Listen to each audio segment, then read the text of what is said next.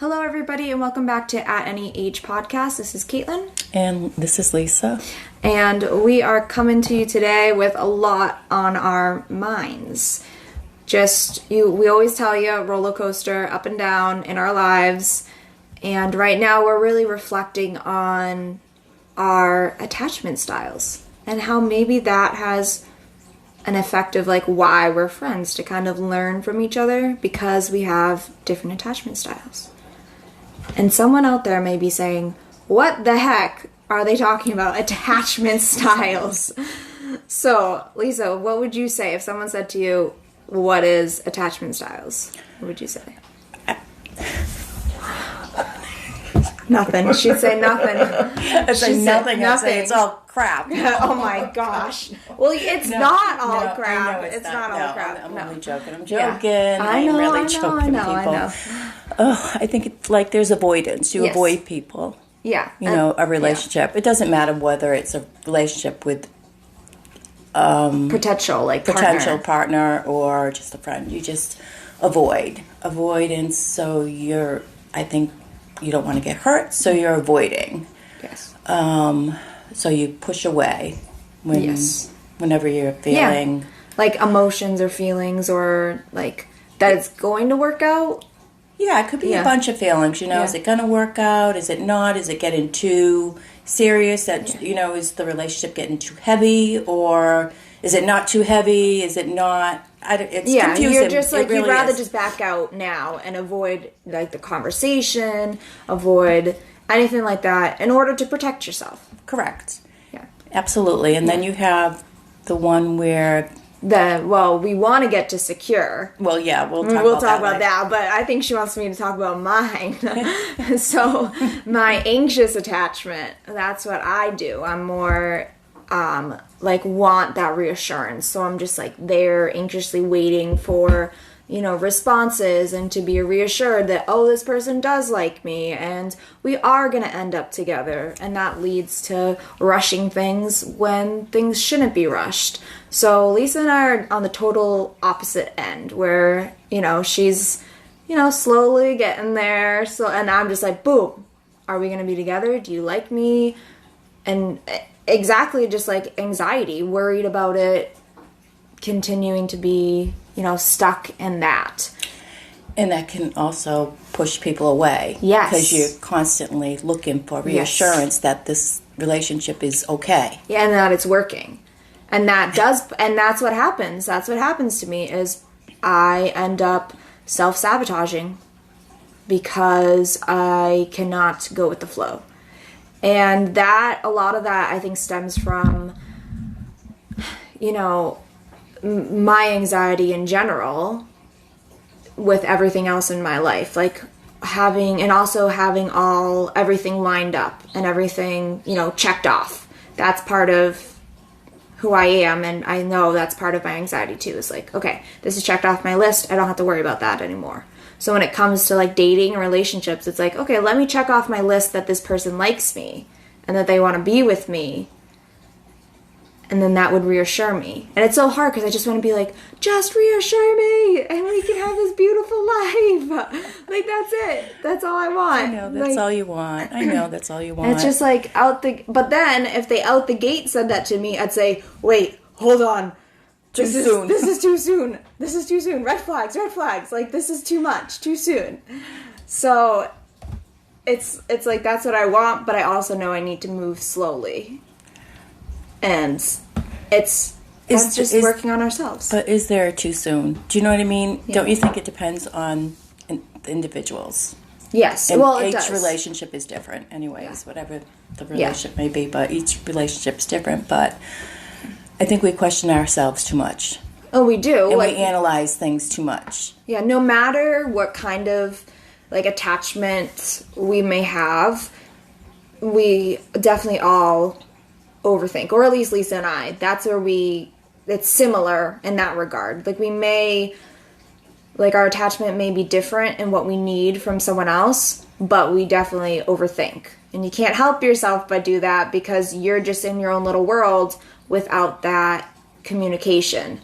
But then when you get to the communication, Lisa may avoid it, but I'm let's communicate, let's communicate, let's communicate. And then that goes back to the overwhelming, wow, that's way too much. Like, we need to take a step back.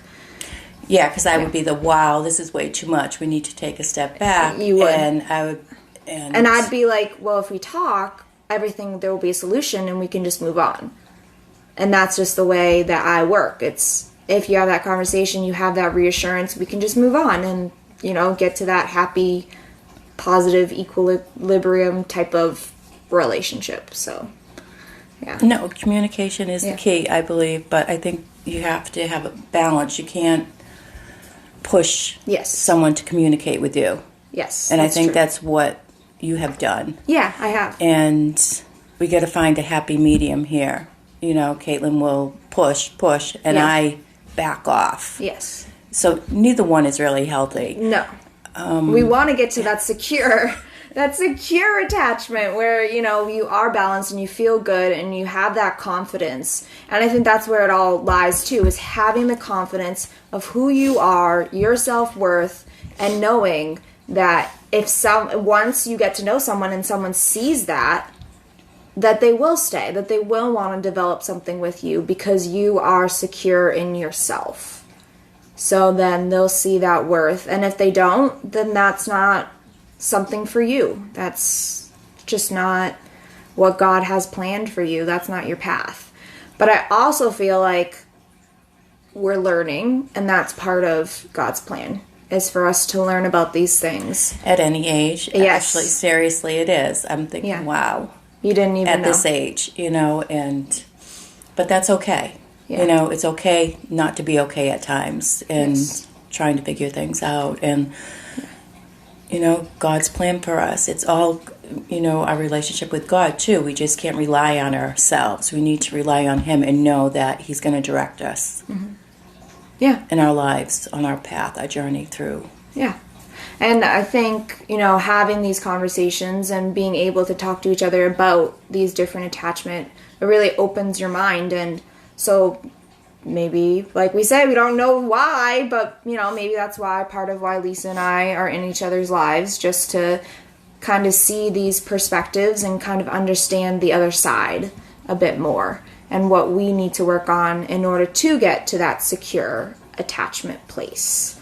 Yeah. And there's one more. So there's 4, just in case you're out there and you're like, well, none of these are resonating with me. It's disorganized attachment, which is a little bit of, that anxiety and the avoidant kind of mixed together. You go back and forth. So that would be, which makes sense, disorganized. You're not on a steady, path. You go back and forth. And I feel like that's not me. I'm firmly in that anxiety, anxious attachment type thing. So I don't really go back and forth. What do you think, Lisa? Do you go back and forth? Go back and forth with being avoidant and anxious attachment type? I think sometimes I do. Yeah. But I think recently I've been more avoidance. Yeah. Noticing that more. Like backing away. Backing away more than going forward. I'll just stop and just be like, oh, it's better to just cancel something than to actually get together and talk it over with someone. Which is not a healthy thing to do. Yeah. But that's human, and that's it's like flight or fight, You'd rather run this way than, you're not going to physically fight, but you know what I mean? Like, instead of confronting it head on, then you'd rather just, exit, which is the avoidant. And you're right, that's... Now that you're speaking of it, I have seen maybe more of the disorganized, back and forth, but it depends on the person. Right. And I think currently you're falling more into that avoidant attachment category. Yeah. I think what I'm working on is keeping my faith in God and praying more over my life and my situations, whatever they may be.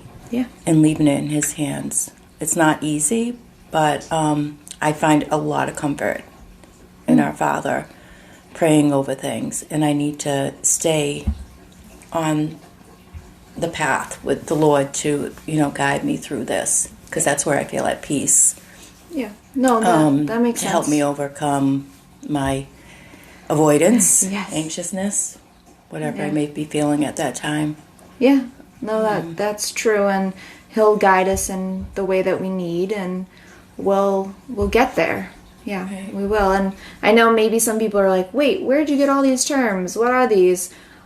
These stem back from your childhood and how you were raised. That's a lot of the influence. I think in general now, because it's so common to talk about that, people are realizing that a lot of your behaviors that you have today really do stem from like your childhood and the way you were raised. And that's at no fault to a parent at all, because, you know, even I was saying to my mom, no matter what, you're not going to be perfect. And no matter what, something's going to trickle into a child that is going to affect them. And so these different attachment styles is just kind of what you've seen growing up, like how your parent or caregiver showed up for you. And then that just made you feel a certain way, and you just continued carrying it because that's what you knew. Right, that's what you knew. That is what you know. And like you said, no parent's at fault. No. You know, there's no perfect parent out there. No. There's always going to be something that someone's going to be carrying, whether it's a little something or a big something. You're going to have to work through something as, you know, as a human being, as you were raised by someone. I mean, and we're so blessed, you know, to have parents or caregivers to raise us. And then from there, Lisa and I just plopped out and became who we were today with our avoidant and anxious attachments. So the good thing is that we're aware of it, yes, and we're working on it. Exactly. You know, that's a good thing. That's a good thing to bring up, is being aware of how we are behaving and the patterns. I think we spoke of that too. Mm-hmm. Being able to see like, okay, this keeps happening over and over and over again. What am I going to do to break the cycle? Mm-hmm. What am I going to do different? It could just be a tiny thing. It could just get a little tweak, something. Yeah, it right? could just be picking up the phone and having that conversation. It could be. That could be the solution. Icebreaker. Yeah. Just total, complete honesty. You know, no matter what way it goes, it's okay because you made the move to improve yourself. Exactly. Yeah, and I think I spoke to that like on our last episode, you know, I already feel like I am breaking that cycle, saying, okay, I'm not going to stay in something that's not serving like me and is not mentally and physically positive for me. I'm going to leave. And that is something I feel like I haven't really done before. I've waited for the other person to get like so sick of me and end it. Essentially. That's where she comes in being so like clingy. Yes, because it's just, and I know that pattern. I'd rather just cling on to someone and be like super anxiously attached before ending it myself, because I'm so used to that. Like I'm so used to that hurt coming that I'm like, okay, you just end it, you just hurt me, because that's what's going to happen anyway. Which is toxic and awful, and that's the pattern, part of the pattern I need to break. So. And you're working on that. Yes. I see you working on that, and it's amazing. No, I applaud you. Thank you. Ooh, I'm bowing. I love it. Give yourself a pat on the back. Pat on the back, pat on the back. And, you know, if that's something that listeners like you resonate with, and you're able to say, okay, there are patterns that I have that I want to break, know that God is there to support you. And, you know, we're here if you want to reach out, and we would love to support you too in your journey, and in whatever way that we can. Of course, we're not perfect. No one's perfect. We are not professionals like diagnosing anything, but we are here to, you know, have a conversation as human beings do. I think it's good to have someone to, like we've found, bounce all this stuff off of. Absolutely. It's important to have people to bounce things off of. Yeah, exactly. I agree. Yeah. Well, again, if you have any questions, if you have any comments, if you want to join us, you can find us at Any Age Podcast on Instagram or Facebook. And we'll be with you again real soon.